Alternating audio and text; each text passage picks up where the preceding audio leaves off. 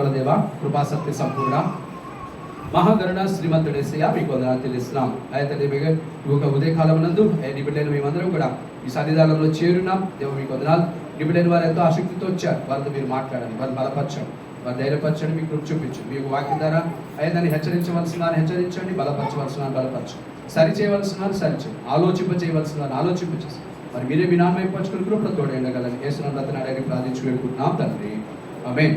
సరే దేవుడారా, మరి ఒకసారి అందరికీ వందనాలు తెలియజేస్తున్నాం. మరి ఈ దినం కొరకు ఏర్పాటు చేస్తున్నటువంటి వాక్యాంశం మనం కనుక చూస్తే, creation eagerly weights for the revealing of the Sons of God అనేటువంటి విషయాన్ని మనం ఆలోచన చేద్దాం. అని దేవుని యొక్క కుమారులను ప్రత్యక్షపరచుటకు, దేవుని యొక్క కుమారులను ప్రత్యక్షపరచుటకు సృష్టి ఎదురు చూస్తుంది.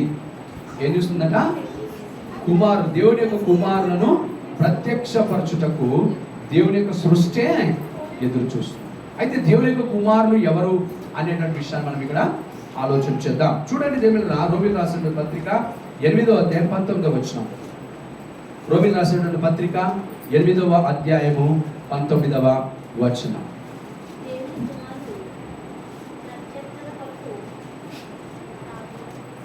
చదవమ్మా. అక్కడ వాల్యూమ్ పెంచండి, వాల్యూమ్ పెంచండి కొంచెం,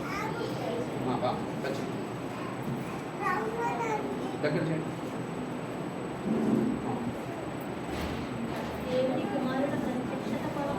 దగ్గర పెట్టుకోండి మాకు. నా దేవుని కుమారుల ప్రత్యక్షత కొరకు సృష్టి మిగుల ఆశతో తేరి కొంచెం వాల్యూమ్ పెట్టండి, ఫుల్ వాల్యూమ్ పెట్టండి.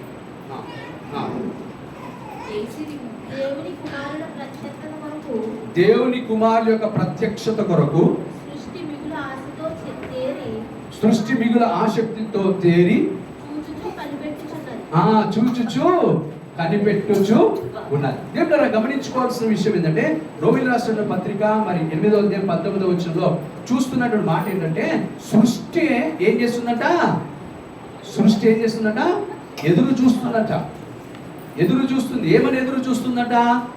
ఏమని ఎదురు చూస్తుందంటే, దేవుని యొక్క కుమారులు ఎవరు అనేటువంటి విషయాన్ని ఈ లోకానికి నేను చూపెట్టాలి, దేవుని యొక్క కుమారులను ఈ లోకానికి నేను చూపెట్టాలని సృష్టి, దేవుడు సృజించినటువంటి సృష్టి ఎదురు చూస్తుందట. ఆలోచన చేయండి. మనమైతే దాని గురించినటువంటి ఆలోచనే మనము చేయట్లేదు. కానీ సృష్టికి ఉన్నటువంటి ఆలోచన ఏంటంటే, దేవుని పిల్లలు ఎవరు అని ఈ ప్రజానికానికి, ఇక్కడ లోకంలో ఉన్నటువంటి ప్రజలైన వారికి, అన్యులైనటువంటి వారికి తెలియజేయడం కొరకు ఆతృత పడుతున్నటువంటి వారిగా మరి సృష్టి మరి ఉంటూ ఉన్నట్టుగా మనం ఇక్కడ చూస్తున్నాం. కాబట్టి మనం గమనించుకోవాల్సింది, మరి దేవుని యొక్క కుమారులుగా కుమార్తెలుగా పిలువబడే వారు ఎవరు, ఎటువంటి వారు కుమార్తెలుగా దేవుని యొక్క సృష్టి మరి తెలియజేయాలనుకుంటుంది అనేటువంటి విషయాన్ని కనుక మనం ఆలోచన చేస్తే, అక్కడే చూడండి, రోమీయులకు రాసిన పత్రిక 8వ అధ్యాయం 14 నుంచి 16 వచనాలు. దేవుని ఆత్మ చేత ఎందరూ నడిపించబడుదురో వారందరూ, చూసారా, ఎవరు దేవుని యొక్క కుమారులై ఉంటారట? ఎందరైతే దేవుని యొక్క ఆత్మ చేత నడిపించబడతారు. అంటే ఇటువంటి వారిని ఈ సృష్టి ఏం చేయాలనుకుంటుంది? ఈ లోకానికి పరిచయం చేయాలనుకుంటుంది. దేవుడు మనం గమనించుకోవాల్సినటువంటి విషయం ఏమిటి అని కనుక మనం ఆలోచన చేసినట్లయితే, దేవుడు ఆలోచన చేస్తే, దేవుని యొక్క సృష్టి దేవుడు తన కుమారులను చూపెట్టాలని ఆశ కలిగి ఉంటుంది. అయితే ఎటువంటి వారు దేవుని కుమారులు అని అంటుందంటే, దేవుని యొక్క ఆత్మ చేత నడిపించబడిన, దేవుని యొక్క ఆత్మ చేత. ఆలోచించండి, మనము మనిషిగా చూస్తే మనము 2 విధాలుగా నడిపించబడతాం. శరీరానుసారంగా నడిపించబడతాము, ఆత్మానుసారంగా నడిపించబడతాము. శరీరానుసారంగా నడిపించబడతాము, ఆత్మానుసారంగా నడిపించబడతాము. అయితే ఏది మన జీవితంలో డామినేట్ చేస్తుంది? ఎవరి ద్వారా మనం నడిపించబడుతున్న వారు ఉన్నాం అంటే, ఉదాహరణ కనుక మనం చూస్తే, శరీరం అంటుంది ఈరోజు క్రికెట్ మ్యాచ్ ఉంది, ఇంట్లో కూర్చుని క్రికెట్ చూడండి అంటారు. శరీరం అంటుంది, లేదా పలానా చోట పిక్నిక్ ఉంది, అక్కడ పిక్నిక్కి వెళ్ళి రండి అంటారు. లేదంటే శరీరం అంటుంది, మనం పలానా వంట చేసుకుని మంచిగా తిందాం అంటుంది. కానీ ఆత్మ ఏమంటుంది? దేవునికి సన్నిధానానికి వెళ్ళాలి అంటుంది. వారమంతా దేవుడు నిన్ను కాపాడాడు, నీకు కృప చూపెట్టాడు, నీ మీద దయ చూపెట్టాడు, నీ మీద ప్రేమ చూపెట్టాడు. ఆయనకి కృతజ్ఞతాస్తులు చెల్లించడానికి నువ్వు దేవుని మందిరానికి నువ్వు వెళ్ళాలి అని దేవుని యొక్క ఆత్మ మనతో మాట్లాడాలి. మరి ఆ విధంగా రెండు మాట్లాడుతున్నప్పుడు మనం దేనికి ప్రాధాన్యత ఇస్తున్నాం, దేనికి మనము ప్రాధాన్యత ఇస్తున్నామో దాన్ని బట్టి మనం నడిపించబడుతున్నాం. కాబట్టి ఎటువంటి వారు దేవుని యొక్క కుమారులు అని దేవునికి వాక్యం అంటుందంటే ఆత్మ చేత నడిపించబడేటువంటి వారు.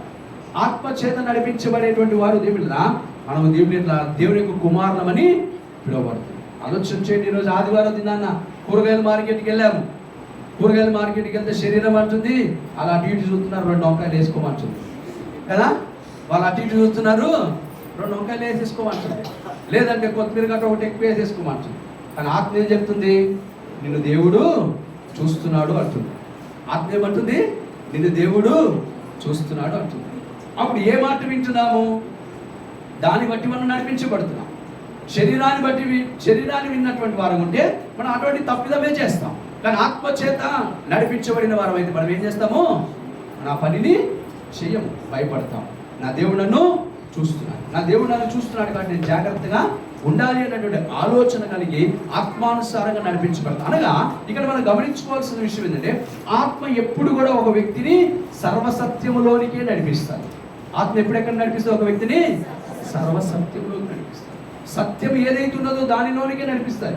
పాపము చేయడానికి అది ఎంత మాత్రమో ప్రోత్సాహము ఇవ్వదు. ఒక పాపపు ఆలోచన మనలో రానివ్వదు. కాబట్టి మీరు మనం గమనించుకోవాల్సిన విషయం ఏంటంటే మనం ఆత్మచేత మనం ఎల్లప్పుడూ నడిపించబడాలి. ఎప్పుడైతే మనం ఆత్మచేత ఎప్పుడు నడిపించబడతామో అటువంటి వారిని దేవుడు ఏమంటున్నాడంటే వారు నా పిల్లలై ఉన్నారు. మరి ఈ లోకంలో బ్రతుకుతున్నటువంటి వారమైన మనము ఆత్మచేత నడిపించబడుతున్నామా, శరీరం చేత నడిపించబడుతున్నామా? మనం ఒకసారి ఆలోచించాలి. చూడండి, ఒక విధంగా ఆలోచించే జీవితము అంటే ఏంటి, అసలు వాట్ ఈజ్ లైఫ్ అనే విషయంగా ఆలోచన చేస్తే life is nothing but it is a distance between trials and temptations. ఏంటిది? ట్రయల్స్ అండ్ టెంప్టేషన్స్ అంటే శోధనలు, పరిశోధనలు. వీటి మధ్యలో నలిగిపోవడమే జీవితం. ఏంటిది జీవితము? శోధనలు, పరిశోధనల మధ్యలో నలిగిపోవటమే జీవితం. మరి శోధకుడు ఎవరు? సాతాను. పరిశోధకుడు ఎవరు? దేవుడు. అనగా దేవుడు మనల్ని పరీక్షిస్తూ ఉంటాడు, శోధకుడేమో మనం శోధిస్తూ ఉంటాడు. వీరిద్దరి మధ్యలో నలిగిపోయే జీవితమే మన జీవితం కదా. శోధకుడేమో మళ్ళీ ఏదో ఒక విధంగా మనం శోధించడానికి ప్రయత్నం చేస్తాడు, ఏదో ఒక విధంగా మనం పడేయడానికి ప్రయత్నం చేస్తాడు. ఆ పడేసేటువంటి క్రమంలో మనం జాగ్రత్తగా బ్రతకాలి. అదే సమయంలో దేవుడు ఏం చేస్తాడు? శోధకుడు శోధించకపోతే దేవుడు పరీక్షిస్తూ ఉంటాడు, దేవుడేమో పరీక్ష పెడతా ఉంటాడు. ఆలోచించండి. కాబట్టి మన జీవితం జాగ్రత్తగా బ్రతకాల్సిన వారమైనాం. కాబట్టి మనం ఆలోచన చేస్తే శరీరానుసారంగా జీవించేటువంటి జీవితము ఎప్పుడు కూడా శోధకుని చేత పట్టబడుతుంది. కానీ ఆత్మానుసారంగా జీవించేటువంటి వారు ఎప్పుడు కూడా దేవుని చేత నడిపించబడతారు, ఆత్మ చేత నడిపించబడతారు. కాబట్టి అటువంటి వారి విషయంలో దేవుడు ఏమంటున్నాడంటే వారు నా కుమారులై. అటువంటి వారిని సృష్టి ఏం చేయాలనుకుంటుందట? వారిని ఈ లోకానికి కనపరచాలనుకుంటుంది. వీరురా నా పిల్లలు అని చూపెట్టాలనుకుంటుంది కదా. ఆలోచన ఇటువంటి వారు నా పిల్లలు అని చెప్పాలని ఆలోచన కలిగినటువంటిదిగా ఈ సృష్టి ఎదురు చూస్తుంది అనేటువంటి విషయాన్ని ఇక్కడ తెలుసుకుంటున్నాను. చూడండి, రెండవదిగా మనం ఆలోచన చేసినట్లయితే మరి మా యోహాను సువార్త 1వ అధ్యాయం 12వ వచనం చూడండి అమ్మా. యోహాను సువార్త 1వ అధ్యాయం 12వ వచనం. తమను ఎందరూ అంగీకరించిరో వారికందరికి అనగా తన నామమునందు విశ్వాసమునుంచిన వారికి దేవుని పిల్లలగుటకు ఆయన అధికారము అనుగ్రహించారు. చూసారా, ఎవరు దేవుని పిల్లలు అవుతారట? ఎవరైతే దేవుని యందు విశ్వాసముంచి ఆయనను అంగీకరించారో. అనగా యేసు ప్రభువు వారిని మనం ఏం చేయాలట? అంగీకరించాలి. ఆయనను ఏమని అంగీకరించాలి? ఆయన దేవుడిగా అంగీకరించాలి. దేవుడిగా అంగీకరించాలి. దినాన నేను సాక్ష్యం వింటా ఉన్నాను, ఒక మన ముస్లిం సహోదరుడి సాక్ష్యం వింటా ఉన్నాను. ఆ సాక్ష్యంలో తెలియజేస్తున్న విషయం ఏంటో తెలిసిన వారి యొక్క దుబాయ్లో, సౌదీ అరేబియాలో వారికి సుమారుగా 3,000 కోట్ల రూపాయలు ఆస్తి కలిగినటువంటి వారి ఒక సంపన్న కుటుంబం. సుమారుగా చూస్తే 3,000 కోట్ల రూపాయల ఆస్తి కలిగిన సంపన్న కుటుంబం. అటువంటి కుటుంబంలో ఉన్నటువంటి వాడిని దేవుడు పట్టుకున్నాడు, తను మరణించాడు. ఆ వ్యక్తి 42 సంవత్సరాల వయసులో తను మరణించాడు. మరణించినటువంటి వాడు దేవుడు అలా పరలోకానికి తీసుకెళ్తా ఉన్నాడు.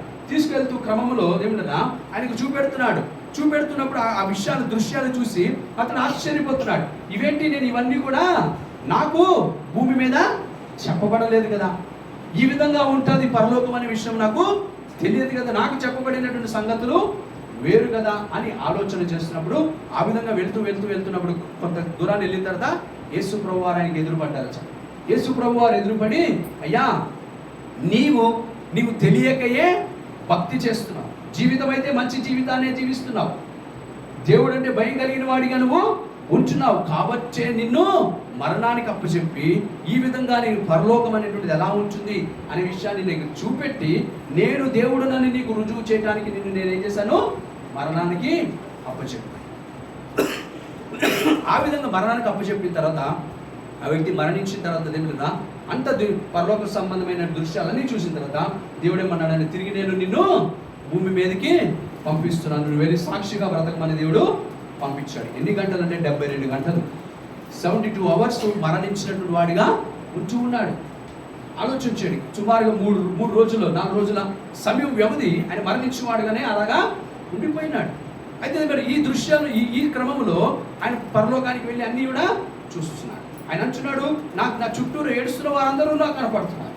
ఆత్మ మరి గాలిలో నేను తేలుతా ఉన్నాను, నా చుట్టూరు ఏడుస్తున్న వారందరూ నాకు కనపడుతున్నారు, కింద జరుగుతున్న ప్రతి పరిస్థితి నాకు కనపడుతుంది. దేవుడు ఆ విధంగా మాట్లాడుతూ ఆయన అన్న విషయం ఏంటంటే, కిందకు వచ్చిన తర్వాత దేవుడు తనను లోకంలో పంపించిన తర్వాత ఆయన సజీవులు ఎక్కడికో వచ్చాడు. వచ్చిన తర్వాత డాక్టర్స్ అందరూ కూడా ఆశ్చర్యపోయారు. ఎందుకంటే 72 గంటలు అతను మరణించినటువంటి వాడే ఉండి ఇప్పుడు తిరిగి తనక హార్ట్ బీట్ కొట్టుకుంటుంది, తిరిగి తను స్పందిస్తున్నాడు, తిరిగి తను చూడగలుగుతున్నాడు అన్నప్పుడు ఏమంటారు, ఆయన వెంటనే స్పృహలోకి వచ్చిన వెంటనే ఆయన మాట్లాడే మాట ఏంటో తెలుసా, వాళ్ళ బంధుమిత్రులందరూ ఆయన చుట్టూ ఉన్నప్పుడు యేసు ప్రభు దేవుడు అని మాట్లాడాడు. ఏమని మాట్లాడాడు? యేసు ప్రభు దేవుడు అని మాట్లాడాడు. అప్పుడు వెంటనే దేవుడా అక్కడ ఉన్నటువంటి బంధుమిత్రులందరూ ఒక్కసారిగా వదిలేసి వెళ్ళిపోయారు. ఏం చేశారట? హాస్పిటల్లో ఆయన అందరూ వదిలేసాడు. తర్వాత చాలా టార్చర్ పెట్టారు.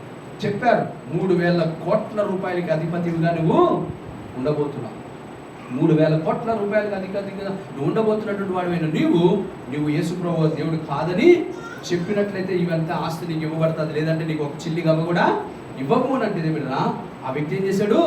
దేవుడి కొరకు పూర్తిగా విడిచిపెట్టేశాడు. దేవుడి కొరకు పూర్తిగా ఎందుకు దేవుడన్నా ఆలోచించండి. 3,000 కోట్ల రూపాయలు అంటే మాటలా? ఆలోచించండి. సామాన్యమైన విషయం ఏమీ కాదు. కానీ దేవుడు ఎప్పుడైతే దేవుడిని రుచి చూశాడో, ఎప్పుడైతే దేవుడిని ఎరిగి ఉన్నాడో, దేవుడు తనకు ప్రత్యక్షమయ్యాడో, అప్పుడు దేవుని కొరకు ఏమైనా త్యాగం చేయడానికి సిద్ధపడిపోయాడు. ఈ విధమైనటువంటి సాక్ష్యాలు అనేకములు మనము వింటూ ఉన్నాం దేవుడా. కాబట్టి మన జీవితంలో ఆలోచన చేయాల్సినటువంటి విషయం ఏమిటంటే, మన ఇక్కడ తెలియజేస్తున్న రీతిగా ఆయనను మనము విశ్వాసముతో ఎరిగిన వారమై ఉండాలి. యేసు ప్రభు వారిని మన దేవుడు లోకస్తులు అనుకున్నట్టుగా అందరిలో ఒక దేవుడు అన్నట్టుగా కాదు, లేదంటే దేవుడు ఆయన ఒక ప్రవక్త అన్నట్టుగా కాదు, ఆయన నిజమైన దేవుడు. ఈ రూఢి నమ్మకత్వము, ఈ విశ్వాసము క్రైస్తవ బిడ్డలముగా మనము ఎదగవలసిన వారమై ఉన్నాం. ఎందుకంటే లోకంలో దేవుడు ఎన్నో విధాలుగా మాయ మాటలు చెప్పడానికి ప్రయత్నము చేస్తారు. అయినప్పటికీ కూడా దేవుణ్ణి బాగుగా రుచి చూసి ఎరిగిన వారైతే ఏం చేస్తారంటే దేవుడి కొరకు హతసాక్షులు అవటానికి కూడా వెనకాడనే. అందుకొరకే దేవుడు ఎటువంటి వారిని దేవుడు తన కుమారులుగా పిలుస్తున్నాడు అంటే, ఆయనను బాగుగా రూఢిగా రుచి చూసినటువంటి వారిని నా కుమారులు అంటున్నాడు. ఆయన విశ్వాసం ఉంచేటువంటి వారిని దేవుడు ఏమంటున్నాడంటే, వారు నా కుమారులే. ఇటువంటి వారిని సృష్టి ఏం చేయాలనుకుంటుందంట? ఈ లోకానికి పరిచయం చేయాలనుకుంటుంది. ఇటువంటి వారిని దేవుని యొక్క సృష్టి పరిచయం చేయాలనుకుంటుంది. కానీ ఈ యొక్క కోపకు చెందిన వారుగా మనం ఉంటున్నామా లేదా ఒకసారి మనం పరీక్షించుకోవాలి, మనం ఒకసారి ఆలోచన చేసుకోవాలి. కాబట్టి మొట్టమొదటిగా చూస్తే ఆత్మచేత నడిపించబడిన వారు దేవుని కుమారులుగా పిలువబడుతున్నారు. రెండవదిగా చూసినట్లయితే దేవుని రూఢిగా ఎరిగినటువంటి వారై ఉండి మరి విశ్వాసం నందు ఎదుగుతున్నటువంటి వారు ఎవరైతే ఉంటున్నారో అటువంటి వారిని దేవుని యొక్క లోకము ఏం చేయాలనుకుంటుంది? వారిని రూఢిపరచాలనుకుంటుంది, వారిని దేవుని యొక్క కుమారులుగా తెలియచేయాలని ఆశ కలిగినటువంటిదిగా ఉంటుందనే విషయం ఇక్కడ తెలియజేస్తున్నాను. మూడవదిగా కనుక మనం ఆలోచన చేస్తే మత్తయి సువార్త 5వ అధ్యాయం 9వ వచనం. మత్తయి సువార్త 5వ అధ్యాయం 9వ వచనం. మత్తయి సువార్త 5వ అధ్యాయం 9వ వచనం. అమ్మ చదవమ్మా. సమాధానపరచువారు ధన్యులు. చూసారా, సమాధానపరచువారు ధన్యులు, వారు దేవుని కుమారులని. ఎవరు దేవుని కుమారులని పిలువబడతారట? ఎవరిని దేవుడి యొక్క సృష్టి పరిచయం చేయాలనుకుంటుంది లోకానికి? సమాధానపరిచేటువంటి వారు. కొంతమంది ఉంటారు కదా, కొంతమంది ఉంటారు సమాధానపరచరు. వాళ్ళు ఏం చేస్తారంటే ఇంకా ఆర్జ్యం పోస్తారు. వాళ్ళు ఏమని పోస్తారు? ఆర్జ్యం పోస్తారు. ఎలా పోస్తారంటే ఇలా మాట్లాడతారు. వాళ్ళు మొత్తం విషయం కూడా మాట్లాడు. అన్నా నీ గురించి వాడు ఏమన్నాడో తెలుసా అంటాడు. ఏమంటాడు? అన్నా వాడు నీ గురించి ఏమన్నాడో తెలుసా అంటాడు. ఏమన్నాడు రా తమ్ముడు అంటే, అమ్ము నా నోటితో చెప్పే మాటలు కాదన్నా. ఏమంటాడు వాడు? నా నోటితో చెప్పే మాట. అంటే ఇప్పుడు ఏం చేయాలి వీడు? ఇప్పుడు ఉన్నవాడు ఊహించుకోవాలి వాడు ఎన్నెన్ని మాటలు అనేసాడు, ఏమేమి అనేసాడు, ఏమేమి తిట్టేశాడు, ఏమేమి చేసేసాడు అన్నట్టుగా. ఆ విధంగా దేవుడు ఆర్జ్యం పోసేటువంటి వారుగా ఉంటారు, ఇంకా గొడవ పెట్టేటువంటి వారిగా ఉంటారు. ఏమన్నారు? కాబట్టి మనం ఆలోచన చేయాల్సిన విషయం ఏంటంటే, మనము ఎప్పుడు కూడా సమాధానపరచడానికి ప్రయత్నము, ఇద్దరి మధ్యలో గొడవ జరిగినప్పుడు వారిని సమాధానపరచడానికి ప్రయత్నము చేయాలి. ఇరువైపులు కూడా మనము ఆలోచన చేయాలి. ఇరువైపులు కూడా మనము విని అందులో ఎవరిది ఒప్పు ఎవరిది మరి తప్పు అనేటువంటి విషయాన్ని అర్థమయ్యేటట్టుగా కూడా చెప్పగలిగినటువంటి వారి స్థితిలో మనము ఉండాలి. ఆ స్థితిలో ఉన్నప్పుడే వారి మధ్యలోకి వెళ్ళాలి కదా. ఆ స్థితిలో మనం ఉన్నప్పుడే వారి మధ్యలోకి వెళ్ళాలి, లేకపోతే మనం వెళ్ళాల్సిన అవసరము లేదు. ఎందుకంటే మనం ఒకవైపు మాట్లాడే వారంగా ఉంటే మనవాడు కదా అని చెప్పి ఒకవైపు మాట్లాడటం అనేటువంటి మనం చేసినప్పుడు ఏమిటా అక్కడ సమాధానం అనేటువంటిది ఉండదు అనే విషయం తెలుసుకోవాలి. అందుకే దేవుని యొక్క కుమారులుగా ఎవరు పిలువబడుతున్నారు అని అంటే, దేవుని యొక్క వాక్యం అంటుంది దేవుని కొరకు ఏమిటా సమాధానపరిచేటువంటి వారు. సమాధానాన్ని సమాధానపరిచే అంటే దేవుని పీస్ అనేటువంటిది ఉండాలి. నెమ్మది అనేటువంటి నెమ్మది పరిచేటువంటి వారు, గొడవలు జరిగినప్పుడు వాటిని నెమ్మది పరిచేటువంటి వారిగా మనము ఉండాలి. అటువంటి వారిని దేవుడు ఏమంటాడు తెలుసా? వారు నా కుమారులు అంటున్నారు. దేవుని యొక్క కుమారులై ఉన్నారు అంటున్నారు. అటువంటి వారిని సృష్టి ఏం చేయాలనుకుంటుందట? పరిచయం చేయాలనుకుంటుంది.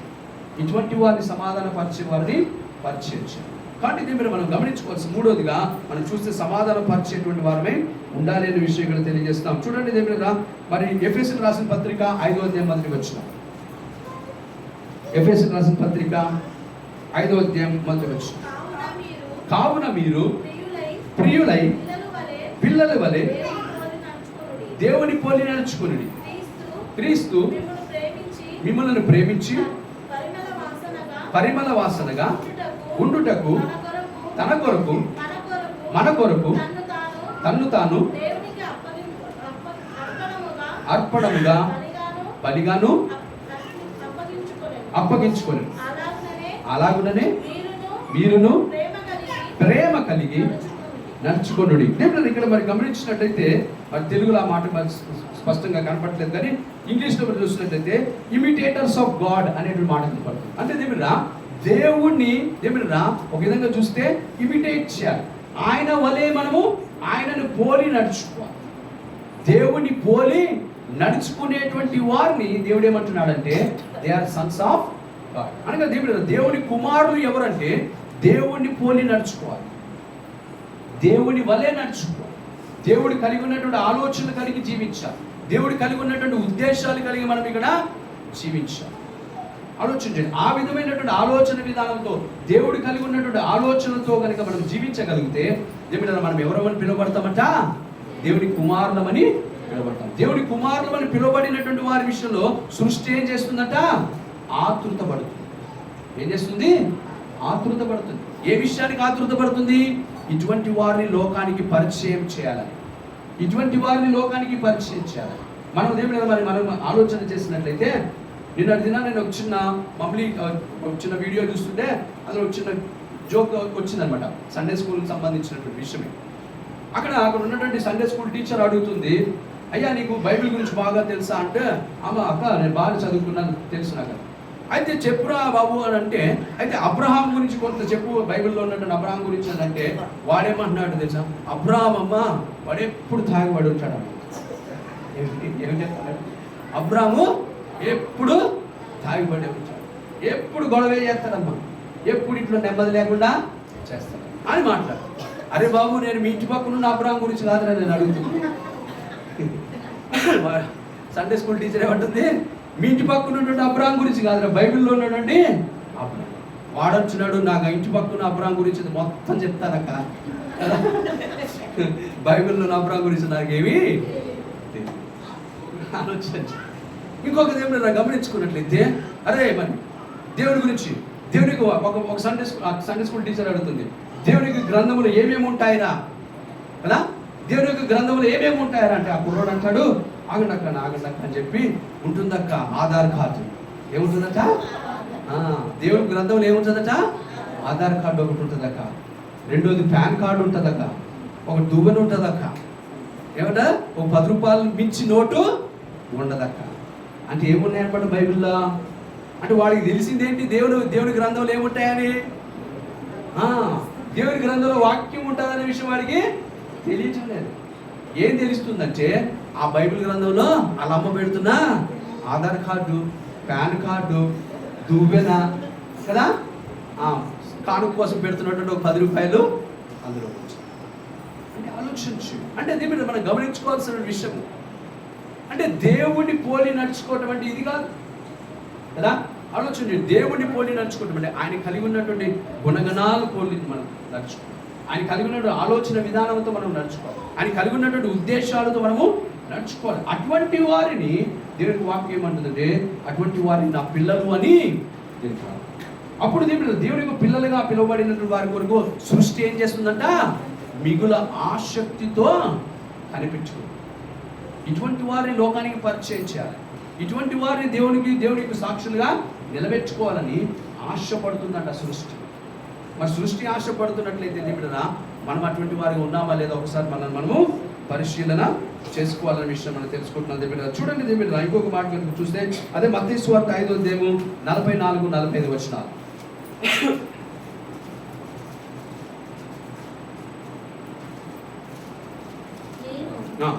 మీతో చెప్పినదేమనగా, మీరు పరలోకమందున మీ తండ్రికి కుమారులై ఉండునట్లు, మీ పరలోకమందున మీ తండ్రికి కుమారులై ఉండునట్లు మీ శత్రువులను ప్రేమించుడి.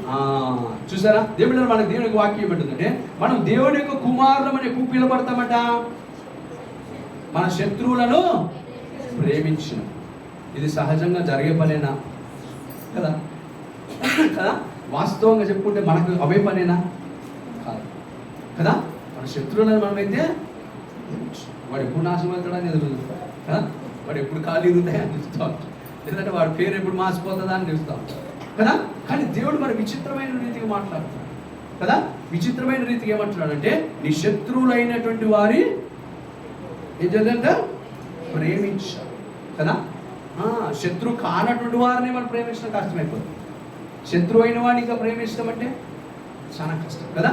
అయినా కానీ దేవుడు మరి ఆ విధంగా మాట్లాడు. ఎందుకు మరి దేవుడు శత్రువు అయినటువంటి వాడిని కూడా ప్రేమించమంటున్నాడు? నీ శత్రువుని కూడా ఎందుకు ప్రేమించమంటున్నాడు అంటే, దేవుడు ఆ విధంగా నువ్వు ప్రేమించడం ద్వారా దేవుడికి వాక్యం ఏంటంటే, నీవు దేవుడి యొక్క ఆజ్ఞలను సంపూర్ణంగా గైకొన్న వాడవై ఉంటావు. నువ్వు దేవుని యొక్క ఆజ్ఞలను సంపూర్ణంగా గైకొన్నవాడవుగా ఉంటావు. ఎప్పుడైతే నువ్వు దేవునికి ఆజ్ఞలను సంపూర్ణంగా గైకొన్నవాడుగా నువ్వు ఉంటావో, అప్పుడు దేవుడు నిన్నేమంటున్నాడంటే, తన యొక్క కుమారుడిగా నిన్ను పిలుస్తున్నాడు, తన యొక్క కుమారుడిగా నిన్ను పిలుస్తున్నాడు. ఎప్పుడైతే నువ్వు తన కుమారుడిగా నువ్వు పిలువబడుతున్నావో, అప్పుడు సృష్టి ఏం చేస్తుందట, మిగుల ఆశపడుతుంది. సృష్టి మిగుల ఆశపడుతుంది. ఒక సందర్భంలో అంటాడు కదా, మరి సృష్టి ఆశపడుతుందా అంటానికి మనకి రుజువేంటి అంటే, ఒక సందర్భంలో అంటాడు, ఈ పిల్లలు కేకలేస్తున్నారయ్యా, వీళ్ళు అల్లరితో ఉన్నారు బాగా, వాళ్ళు కామ్గా ఉంచండి అని అంటే, అప్పుడు ఏమంటారు యశ్వర వారు, వీళ్ళు కామ్గా ఉంటారేమో కానీ వీళ్ళు చుట్టుపక్కల ఉన్న బండలన్నీ ఏం చేస్తాయి, కేకలు వేస్తాయి. ఈ బండలన్నీ కూడా కేకలు వేస్తాయి, దేవుడి నామాన్ని సన్నుతిస్తాయి. అంటే ఏం చేస్తుంది, బండలు ఏం చేస్తాయి బట కదా. బండలకు దేవుడు ఏమి ఇవ్వగలుగుతాడు, నోరు ఇవ్వగలుగుతాడు కదా. గాడికి నోరు ఇచ్చాడా లేదా? బైబిల్ గ్రంథంలో అది ఇంగ్లీష్ మాట్లాడిందా లేదా? బిలాం ఇంగ్లీష్ మాట్లాడుంటే ఏం మాట్లాడుంటుంది, అది ఇంగ్లీషే మాట్లాడుంటుంది కదా. ఆ బిలాం కనుక తెలుగు మాట్లాడిన వాడుగా ఉంటే అదేం మాట్లాడుంటుంది, మన మన తెలుగు అయితే ఇంకా చాలా స్ట్రాంగ్గా ఉంటారు కదా. నేను గాడిదంటే నువ్వు గాడిదలాగా ఉన్నావురా కదా, నేను గాడిదైతే నువ్వు గాడిదలాగా ఉన్నావు, అసలు అర్థం చేసుకోవట్లేదు అని బిలాముని అనే ఉండుంటారు కదా. ఆలోచించు. కాబట్టి మీరు ఈ విధంగా మనం గమనించినట్లయితే మరి మీరు దేవుళ్ళు ఉండే సృష్టి మాట్లాడుతుంది, సృష్టి మాట్లాడగలదు అనే విషయం మనకు అర్థమవుతుంది. కాబట్టి అందుకే దేవునికి వాక్యం ఉంటుంది, సృష్టి మిగుల ఆసక్తి చూపెడుతుందంటే ఎటువంటి వారి కొరకంటే దేవుని యొక్క కుమారులుగా పిలువబడుతున్నటువంటి వారి కొరకు. కాబట్టి మనం దేవుని యొక్క కుమారులుగా కుమార్తెలుగా పిలువబడేటువంటి గుంపులో మనము ఉండాలి. మరి దేవుని యొక్క కుమారులుగా కుమార్తెలుగా పిలువబడే గుంపులో మనం ఉండాలంటే మనం ఏం చేయాలా? శత్రువులను సహితము ప్రేమించాలి. అందుకొరికి దేవుడు మన దినాన్న నైజీరియాలో చాలా సందర్భాల్లో అక్కడక్కడ చాలా మరి దేవుడు చంపివేస్తుంటే కూడా వారు ఏమని మాట్లాడుతున్నారు తెలుసా? దేవుడు నిన్ను కూడా ప్రేమిస్తున్నాడని మాట్లాడుతున్నారు. చంపేస్తుంటే కూడా దేవుడు నిన్ను కూడా క్షమిస్తున్నాడు, దేవుడు నిన్ను కూడా ప్రేమిస్తున్నాడు అని అంటే వారు ఆశ్చర్యపోయి దేవుడు వారు వెళ్ళిపోతున్నారు. గమనించారు. కాబట్టి దేవుడి యొక్క ప్రేమను చంపివేస్తున్నటువంటి వారి పట్ల కూడా కనపరుస్తున్నారు, చంపివేస్తున్నటువంటి వారి పట్ల కూడా కనపరుస్తున్నారు. కాబట్టి ఇచ్చి రీతి అయినటువంటి వారి కొరకు ఆసక్తిగా దేవుని యొక్క సృష్టి ఎదురు చూస్తుందనే విషయం ఇక్కడ తెలుసుకుంటున్నాం. చూడండి దేవుడు ఇంకొక మాట కనుక మనము ఆలోచన చేస్తున్నట్లయితే ఫిలిప్పీయులకు రాసిన పత్రిక 2:15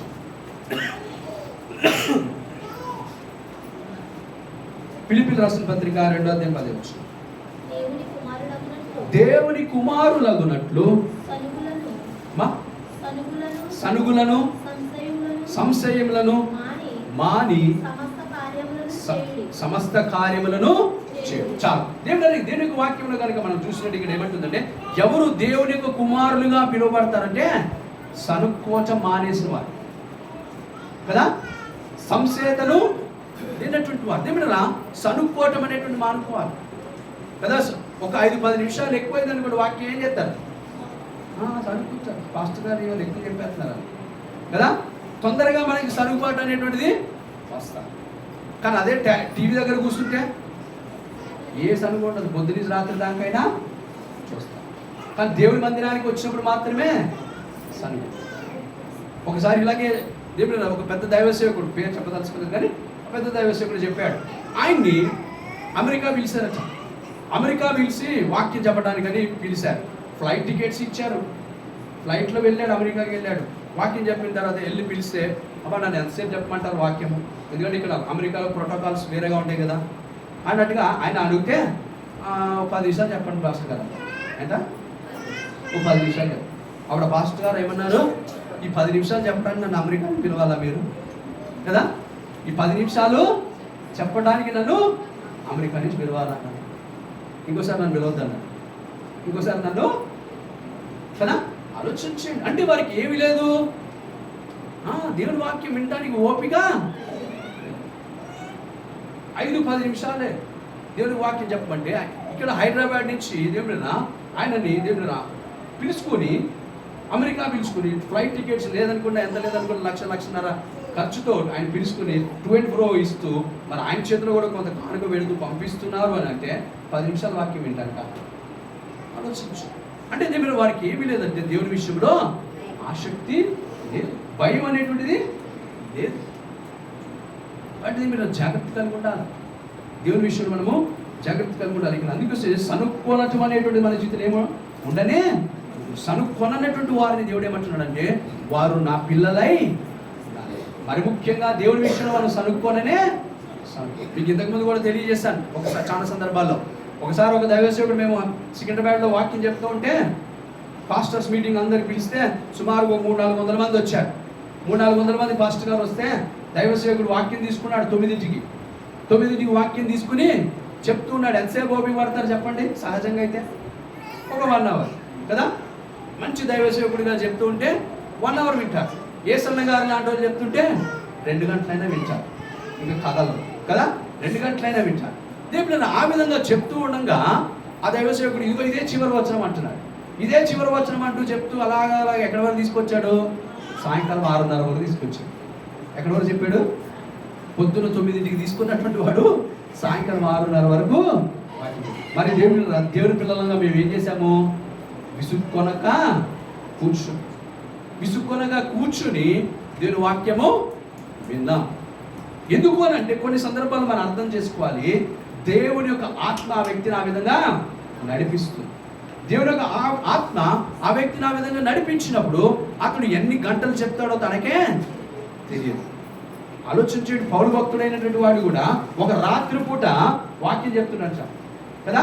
ఎందుకైనా వాక్యం చెప్తున్నాడట ఆ రాత్రి సమయంలో కూడా అంటే అతను అంటాడు, నేను మళ్ళీ మిమ్మల్ని కలుసుకుంటానో లేదు, దేవుడు నన్ను మిమ్మల్ని కలుసుకునేటువంటి అవకాశం నాకు ఇస్తాడో లేదో తెలియదు, కాబట్టి నాకు తెలిసినంత మట్టుకు దేవుడి గురించి నాకు కలిగిన అనుభవ జ్ఞానం అంతా కూడా మీకు నేనేం చేయాలనుకుంటున్నాను, తెలియచేయాలను.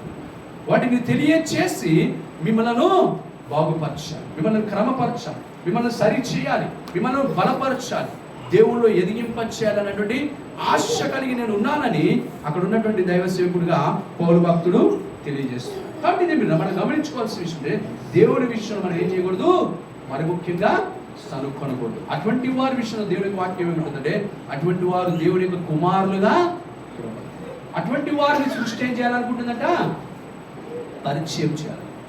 సనుక్కోవటం అనేటువంటి మన జీవితంలో ఉండకుండా ఇశ్రాయేలీయులైనటువంటి వారు చూడండి, 20 లక్షల కాలబలము, సుమారు 20 లక్షల మంది ప్రయాణమయ్యారు ఐగుప్తు నుంచి. కానీ పాత తరం ఇశ్రాయేలీయులైనటువంటి వారు కానానికి చేరింది ఎంతమంది? ఇద్దరే. కాలేబు యెహోషువలు మాత్రం ఇద్దరే చేరారు. వారు ఎందుకు వాళ్ళిద్దరే చేరారు, వేరే వాళ్ళు అందరూ ఎందుకు చేరలేదంటే వారు సనుక్కున్నారు కాబట్టి. వారి జీవితంలో వారు సనుక్కుంటూనే ఉన్నారు దేవుడి మీద వారు సనుక్కుంటూనే ఉన్నందుకు కారణం చేత దేవుడు ఏం చేశాడు తెలుసా, వారి మధ్యదారిలో హతమార్చేశాడు.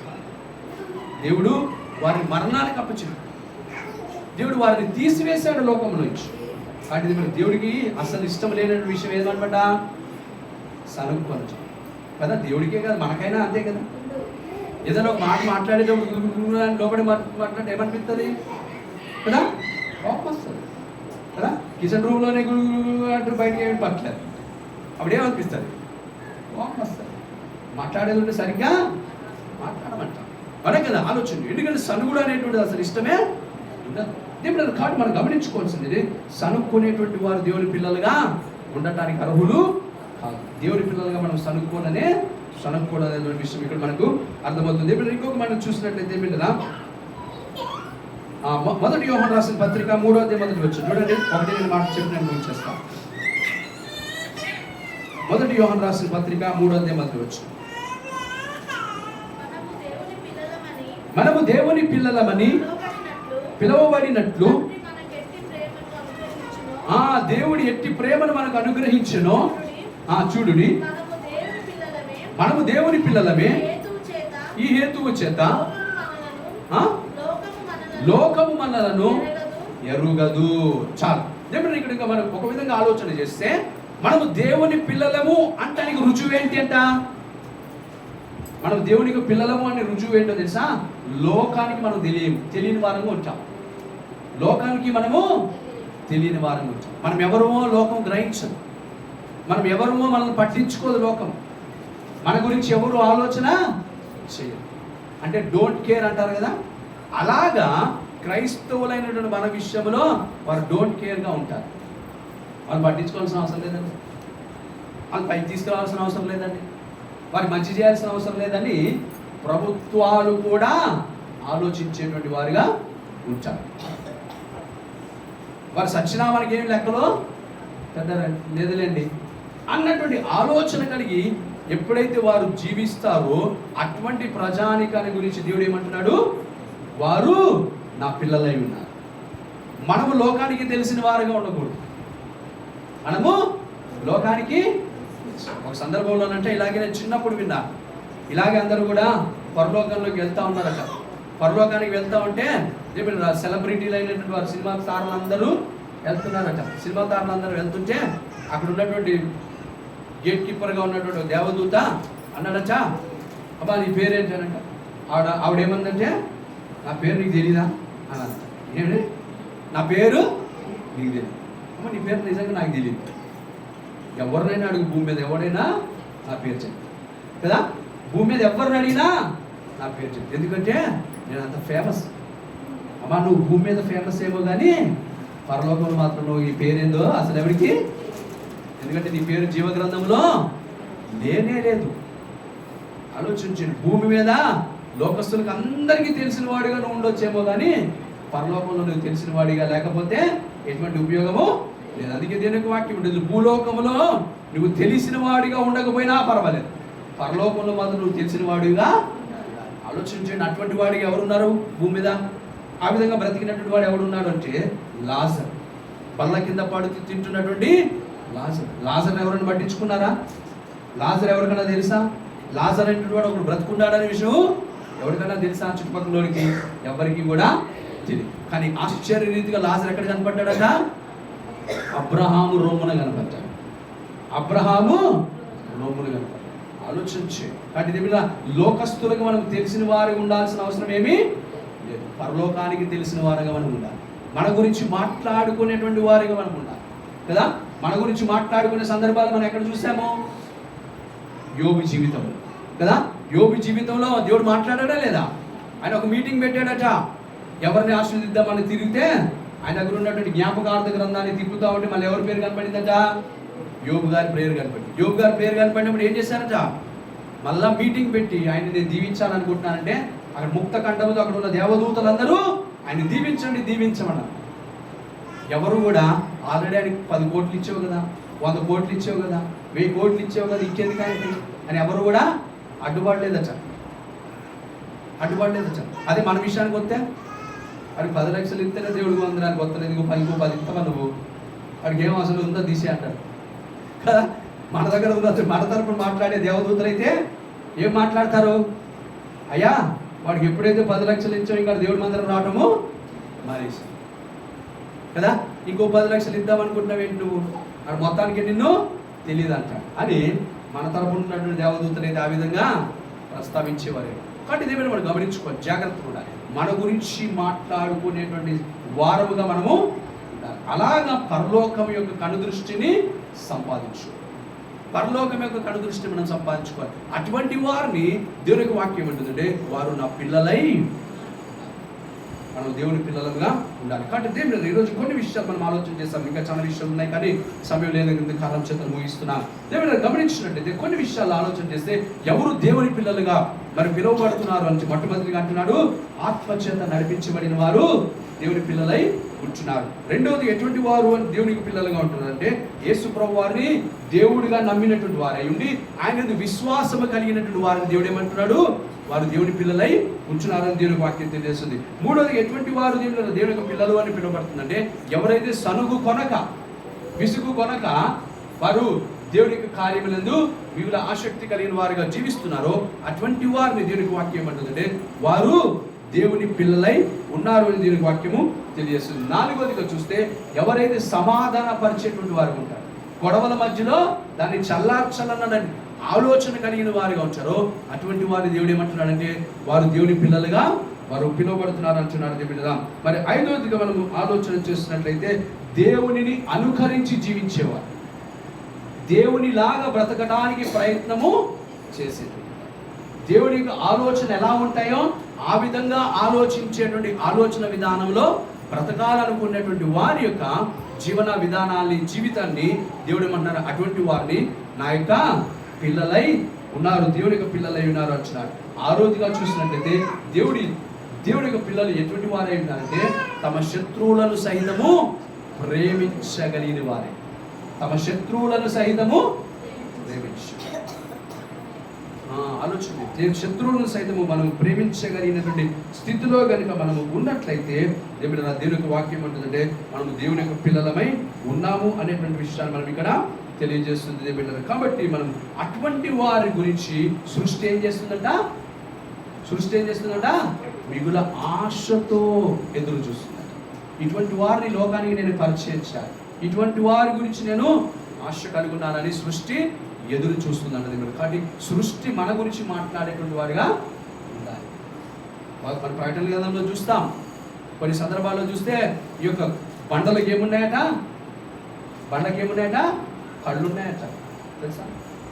బండకు కూడా కళ్ళు ఉన్నాయి. ఆలోచించే బండ మాట్లాడుతుంది, బండ కళ్ళు కలిగిందై బండ ఏమిస్తుంది? దాన్ని కొట్టినప్పుడు నీళ్ళని ఇస్తుంది. అది బండ కింద నీళ్ళు దొరుకుతాయనే విషయం అప్పుడు మనకు అర్థమైంది. అందుకొరగానే ఇప్పుడు ఏం చేస్తాము, ఎక్కడైనా తొవ్వేమనుకోండి, డ్రిల్లింగ్ మిషన్ తోటి ఏమంటారు? బండ పడిందారా అంటారు. ఫస్ట్ ఏమంటారు? బండ పడాలి. బండ పడితే ఏముంటాయి అన్నమాట దాని కింద? అది అర్థమైందా? కాబట్టి సృష్టి మనకి ఒక విషయాన్ని తెలియజేస్తుంది. ఏంటంటే ఆ విధంగా మనకి హెచ్చరికను లేదంటే మాటలను అది తెలియజేస్తుంది. కాబట్టి ఇది మనం గమనించుకోవాల్సింది ఏంటంటే సృష్టి మనను పరిచయం చేయాలని ఆశ కలిగింది. కాబట్టి ఆయన పరిచయం చేయాలనుకున్నటువంటి క్రమంలో మనం ఆ స్థితిలో ఉన్నామా లేదా ఒకసారి మనము పరిశీలన చేసుకుందాం. అట్టి రీతిగా ఉండే ఒక పరిశుద్ధాత్మ దేవుడు సహాయం చేసి నడిపించుగాక. ఆమేన్.